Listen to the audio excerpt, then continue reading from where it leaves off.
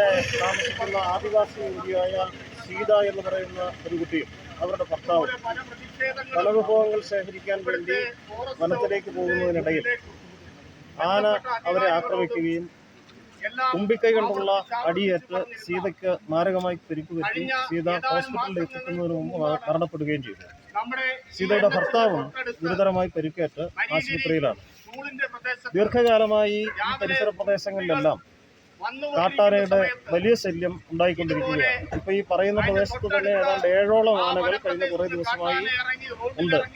ആ ആനകളെ തുരത്തുന്നതുമായി ബന്ധപ്പെട്ട RRTയുമായി ബന്ധപ്പെട്ട് സംസാരിച്ചെങ്കിലും ഉദ്യോഗസ്ഥന്മാർ അക്കാര്യത്തിൽ യാതൊരു തരത്തിലുള്ള ജാഗ്രതയും ഉത്തരവാദിത്വവും കാണിക്കുന്നില്ല എന്ന പ്രശ്നം വന്നപ്പോഴാണ് ഇത്തരമൊരു ആക്രമണവും ഒരാളുടെ മരണത്തിലും എത്തിച്ചത്.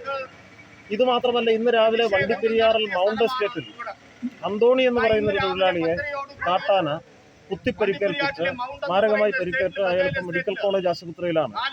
ഒരേ ദിവസം തന്നെ 2 ആക്രമണങ്ങൾ, വന്യജീവി ആക്രമണങ്ങൾ, കാട്ടാനയുടെ ആക്രമണം നേരിട്ട് ഒരാൾ മരിക്കുകയും മറ്റ് 2 പേർ മാരകമായി പരിക്കേറ്റ് ആശുപത്രിയിലും കഴിയുന്ന സാഹചര്യത്തിൽ ഫോറസ്റ്റ് ഉദ്യോഗസ്ഥന്മാർ ഇക്കാര്യത്തിൽ കാണിക്കുന്ന അനാസ്ഥ പരിഹരിക്കണം എന്നാവശ്യപ്പെട്ടുകൊണ്ട് വളരെ പെട്ടെന്ന്, ഒരു പ്ലാൻ ചെയ്ത പ്രതിഷേധ നടത്തുന്നതല്ല ഇത്, വളരെ പെട്ടെന്ന് ഈ ആശുപത്രിയിൽ ഈ കുട്ടിയുടെ മരണവുമായി ബന്ധപ്പെട്ട് കൂടിയ ആളുകൾ വളരെ പെട്ടെന്ന് നടത്തുന്ന ഒരു സമരമാണ് ഇപ്പോൾ ഇവിടെ നടന്നുകൊണ്ടിരിക്കുന്നത്.